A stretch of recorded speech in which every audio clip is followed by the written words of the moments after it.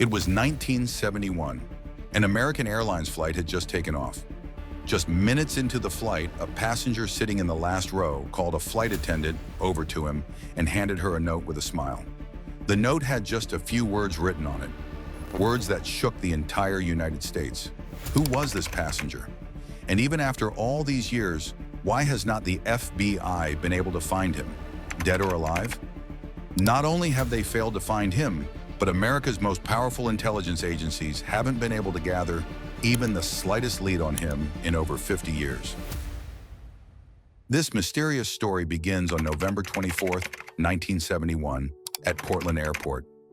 A man who looked like a typical businessman booked a ticket from Portland to Seattle and walked straight toward the aircraft.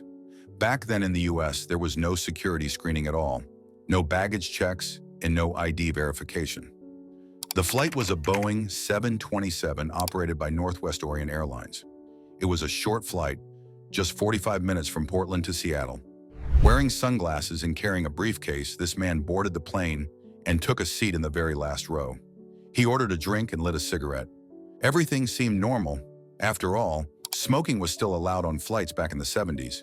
As soon as the plane was airborne, the man turned around and handed a note to the flight attendant next to him, smiling. The attendant's name was Florence Schaffner. When she read the note, it felt like the ground beneath her feet had vanished. It read, "Miss, I have a bomb, and I would like you to sit beside me." When Florence sat beside him, he opened his briefcase. Inside were sticks that looked like dynamite and a detonator.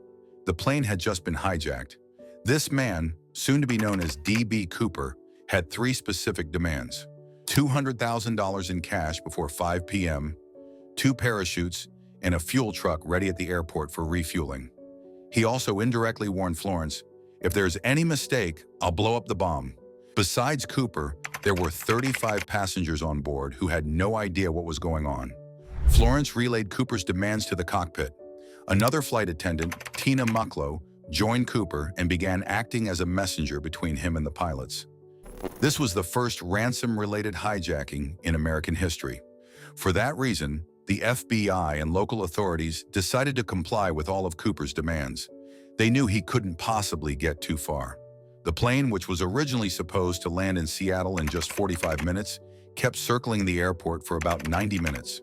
The 35 passengers, still unaware of the hijacking, were told that technical issues were delaying landing. Meanwhile, authorities collected 10,000 $20 bills from a local bank. Each note's serial number was recorded. 2 parachutes were borrowed from a nearby skydiving club. The plane landed. As promised, Cooper was given a bag filled with money and the 2 parachutes. The aircraft was refueled. After getting what he wanted, Cooper allowed the 35 passengers and 2 flight attendants to leave the plane. However, he told the pilots and 2 crew members to stay on board. It was now night. The plane took off again. Cooper gave instructions to the pilots through Tina Mucklow. He wanted the landing gear down, flaps partially extended, the altitude at 10,000 feet, speed at 320 kilometers per hour, and the aircraft headed straight to Mexico City. The pilots complied with everything, except for the direct route to Mexico City due to fuel limitations. So Cooper agreed to stop at Reno, Nevada for refueling. Meanwhile, authorities scrambled fighter jets to tail the plane.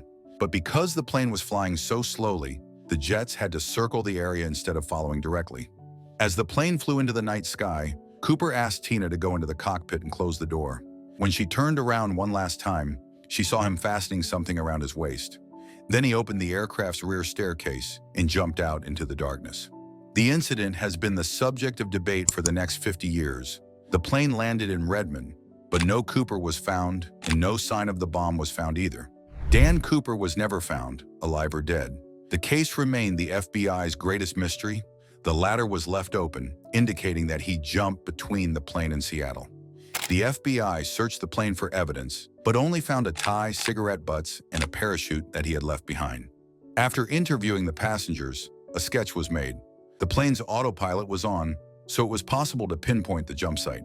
The search area was 45 square kilometers, surrounded by dense forest and mountains. Despite a search, no sign of Dan Cooper was found in the area. Due to the extreme cold, it was believed that he might have died. The FBI also asked for help from the public and published a sketch of Dan Cooper and the reward money in the media. They hoped that if Dan Cooper was alive, He would spend the money somewhere, but no notes were found. 9 years later, in 1980, a child in Washington found some notes on the bank of a river with serial numbers that matched the case.